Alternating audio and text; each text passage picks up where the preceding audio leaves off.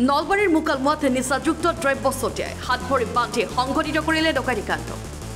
আমৰাতাৰী গাঁৱৰ নিবাসী পিতা কুশল বৰ্মন আৰু বগীতৰা বৰ্মনৰ জ্যেষ্ঠ পুত্ৰ কনক বৰ্মন আৰু তেওঁৰ পত্নী জুন্তি বৰ্মনৰ গৃহত সংঘটিত হয় এই শিহৰণকাৰী ডকাইতি কাণ্ড। ব্যক্তিগত বিদ্যালয়ৰ শিক্ষক ৰূপে কাম কৰা কনক বৰ্মনে দলশালাত বৰদৈচিলা থিয়েটাৰ চাবলৈ যোৱাৰ সময়তেই সুযোগ বুজি সংঘটিত কৰে ডকাইতিৰ ঘটনাটো। মানে মই থিয়েটাৰ চাব গ'লো আমাৰ ওচৰৰে দৌলাশালত। থিয়েটাৰ চাব যাই মই ফোন কৰিছোঁ থিয়েটাৰ আৰম্ভ হোৱাৰ আগে আগে যে মই থিয়েটাৰ চাব আহিছোঁ, তুমি সেই কৰবা ভাত খাই পেলাই শুই থাকবা, মই আহি আছোঁ দে। তাৰপিছত তেওঁ 9:30মান বজাত শুই দিয়া বুলি কৈছে। এতিয়া পিছত আৰু 9:30মান বজাত শুই দিয়া বুলি কৈছে। মই আহি পাইছোঁ 11:40-ত। মই থিয়েটাৰ চাইছোঁ দৌলাশালত পৰা। মোৰ নাম কনক বৰ্মন, মিছেছৰ নাম জুন্তি বৰ্মন। তাৰপিছত থিয়েটাৰ চাই আহি পেলাই আমাৰ গেটৰ পৰা বাইকখন সোমাই দিছোঁ। মই সোমাই দি বাইকখন যেতিয়া এনেকৈ সোমাওঁ তেতিয়া দেখা পাইছোঁ হাঙাৰডাল মানে বাহিৰতে আছে, যেতিয়া ভিতৰৰ হাঙাৰ আৰু দৰ্জাখন অকণমান খোলা আছে। তেতিয়া মই ভাবিলোঁ দৰ্জাখনটো খোলা আছে, কিবা ভাবটো আহিবই ৰাতি। তাৰপিছত মানে প্ৰথমতে মই ভাবছোঁ আৰু এই দৰ্জাখন খুলি দিছে কিনে সাৰ পাইছে এনপানি গাড়ীৰ শব্দ শুনা পাই পেলাই। তাৰমানে মই যিহেতু বাহিৰত আছোঁ, গতিকে তেওঁৰ আৰু পটকে টোপনি আহা বা সেনা টোপনিত লালকাল দিয়াটো আৰু সেনা হেৰি নহয় আৰু। গাড়ীখন মই সোমাই ল'লোঁ। গাড়ীখন সোমাই লোৱাৰ পিছত মানে ভিতৰৰ ৰুমৰ ফালে যাওঁ যি বিচনাৰ মানে কাষত তাতে আৰু গাৰু এটা পৰি আছে। গাৰুটো পৰি আছে আৰু অলপ ফালে চকু ফুৰে চাংজি তাতে বেগ পৰি আছে। মানে আমাৰ গাঁও উন্নয়ন সমিতিৰ মই সম্পাদক, মানে গাঁও উন্নয়ন সমিতিৰ পইচা পাতি থাকে, সৰু সুৰা কাগজ পাতিও থাকে বেগ এটাত, সৰু বেগ। সেই বেগটো পৰি আছে মাটিত আৰু আমাৰো এনে পইচা এটা বেগতে সোমাই থৈ দিয়া যায়। তাৰপৰা আমি লওঁ আৰু এওঁৰ এটা কান্ধত লোৱা বেগো আছে। 3টা বেগ মাটিত পৰি আছে। তাৰমানে 3টা বেগে চেক কৰিছে, পইচা 17,000 টকা নিছে। মানে মই গাঁও উন্নয়ন সমিতিৰো তাতেও 8,000 টকা আছিল, মোৰো 9,000 আছিল। টোটেল 17,000 টকা। আৰু এওঁৰ মানে কাণফুলি আৰু কাণত পিন্ধা কাণফুলি একযোৰ নিছে সোণৰ, আৰু তেওঁৰ মোবাইলটো নিছে। বেলেগ এইখিনিয়ে নিছে আৰু। কিন্তু মানে এইটো পৰহি ৰাতি।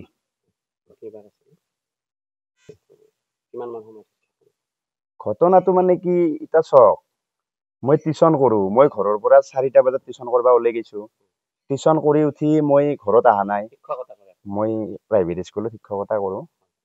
আপোনাৰ মই পোনে টিউচন কৰি উঠি মানে মোৰ লগৰে একেলগে কাম কৰা শিক্ষকসকলৰ লগত থিয়েটাৰ চাব গৈছোঁ। মই থিয়েটাৰ চাই মানে মই সেই দিনতে যি গৈছোঁ 4টা বজাতে, মই সেই ৰাতি 11:40 ঘৰ আহি পাইছোঁ। আৰু মাজৰখিনিত মই মোৰ পত্নীক হাত দুখনত পিছফালেদি বান্ধা আছে, মানে হাতত এক্সট্ৰাকে বান্ধা আছে, আৰু হাত বান্ধাৰ পিছত আৰু হাতে আৰু পেটে তেনেকৈ বান্ধা আছে, মানে চাদৰেৰে বান্ধা আছে, আৰু ভৰিতো বান্ধা আছে।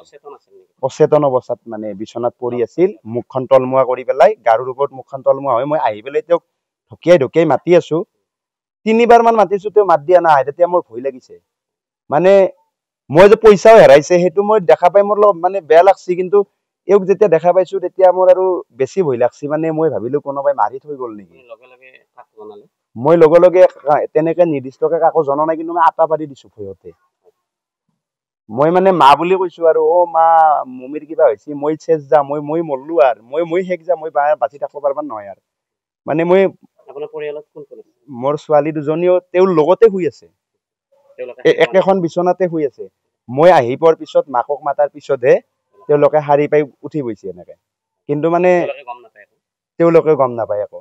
সৰুজনী 1ম শ্ৰেণীত পঢ়ে, ডাঙৰজনী 4ৰ্থত পঢ়ে। ডাঙৰজনী অলপ জানা হৈছে, বয়স ধৰক 1ম শ্ৰেণী মানে 6 বছৰ পাৰ হৈছে, আৰু 7 বছৰ হোৱা নাই। আৰু 4ৰ্থ শ্ৰেণীত পঢ়াজনী 10 বছৰ হৈছে। আৰক্ষী থানাত খবৰ দিছো।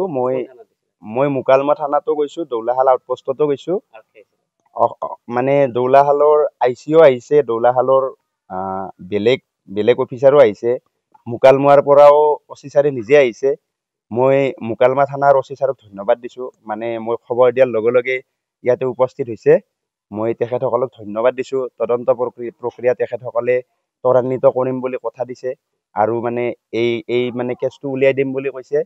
মই ধন্যবাদ দিছোঁ আৰু মই অনুৰোধ জনাম আৰু কম সময়ৰ ভিতৰতে যাতে উলিয়াই দিয়ে।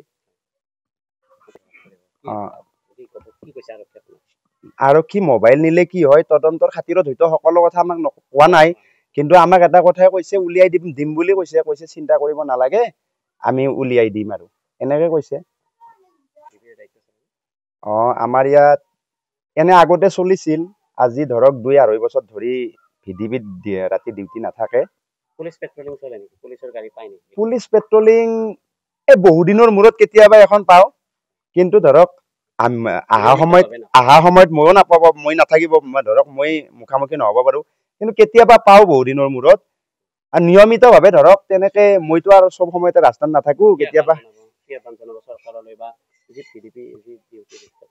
এনে ধৰক গাঁও অঞ্চলত ভিডিপিৰ দ্বাৰা যদি ৰাতি পোহৰা দিয়া হয়, তেতিয়া গাঁওখনে শান্তিত থাকিব বুলি মই ভাবো। আৰু আমাৰ যিহেতু মুকালমুৱা থানাখন বিশেষ থানা আৰু ওচৰতে যিহেতু আমাৰ দৌলাশালা আউটপোষ্ট আছে, তেখেতসকললৈ মই অনুৰোধ জনাম, যদি তেখেতসকলৰ অন্তৰ্গত গাঁওসমূহত মানে বিশেষকৈ যিসকল গাঁৱত মানে অপৰাধবিলাক অলপ বেছিকে হয় বা হৈ থাকে, সেইবিলাকত যাতে মানে পেট্ৰল ডিউটি যদি দিয়ে, মানে এনেও যদি ঘূৰি যায়, তেতিয়া অপৰাধীবিলাকে ধৰক অলপ ভয় খাব আৰু।